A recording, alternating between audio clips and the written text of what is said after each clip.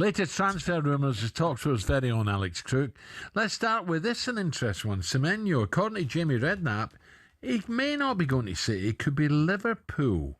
Despite breaking news that he's undergoing his medical this morning, Jamie said, I think Liverpool could still be in the equation. I'm surprised they haven't come in strongly.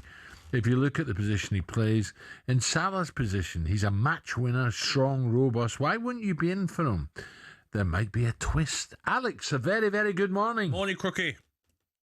Good morning, boys. I think Jamie Redknapp should stick to the day job, to be honest, because there isn't going to be a twist in this saga. As you mentioned, Semenyo has arrived in Manchester to undergo his medical. In the words of Andoni Iraola last night, it's only the formalities now to be completed before he becomes a Manchester City player. They've agreed to activate the release clause of £60 million plus add-ons. And we've been pretty clear on talkSPORT for the last couple of weeks, actually, that Liverpool's stance when it comes to Semenyo is steadfast. They won't be moving in this transfer window. Richard Hughes, the sporting director, is a massive admirer of Semenyo, having signed him for Bournemouth. But I think in their predicament, if they're going to make any reinforcements this month, they're going to be in the defensive areas. Obviously, they've got Salah to come back from AFCON. Isak will be back before the end of the season as well. So they are pretty well stocked in that department. And good luck to Semenyo. I was at the Vitality last night, and sometimes in football you get these fairy tale moments, and I think he deserved it, Semenyo, because it would have been easy, Gabs, for him to down tools, for 100%. Him to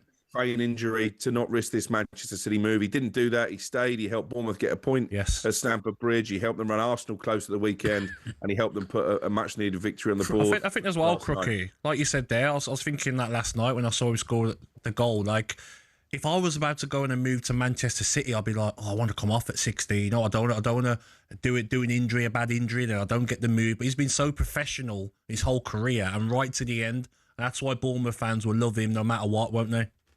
Yeah, and I think that's why he's got the character and the mental fortitude to be a success at Manchester City. And let's not beat around the bush. This is a huge step up for Semenyo. They've signed a few Premier League players in the recent past, and it hasn't necessarily worked out for Manchester City. But if anyone is going to go there and prosper under Pep Guardiola, I think it will be him. He's into double figures now for the first half of the season. And that's the big attraction for Guardiola, because we saw again last night, Manchester City, they're still too reliant on Erling Haaland to score their goals. They don't get enough goals from midfield. And I think Semenyo is a massive step up on both Jeremy Doku and Semenyo, who may well be allowed to leave now. And I think Tottenham are still interested in him, and their need for a wide player is great now because they've sold Brennan Johnson, and there's just a few murmurings that maybe Mohamed Kudus' injury could be a bit more long-term than maybe they anticipated. And Cookie as well, I mentioned earlier, look, we expect Arsenal probably to nick it tonight, and then they'll take some stopping. God, maybe Pep, this is maybe another piece in the jigsaw for Champions League success, because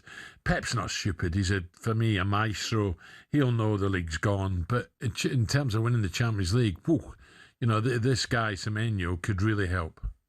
Yeah, and what an opportunity for Semenyo, and what a story. Someone who's come up through the EFL system, had a few knockbacks in his younger days, looked like he might not make it as a pro, and here he is, as you say, with a chance to play some big Champions League nights under the lights. But I make you right about the title. My wife's an Arsenal fan. They're trying to stay humble, which is not really in their DNA. They're trying to play it down, but they've won it, haven't they? I think they'll beat Liverpool tonight.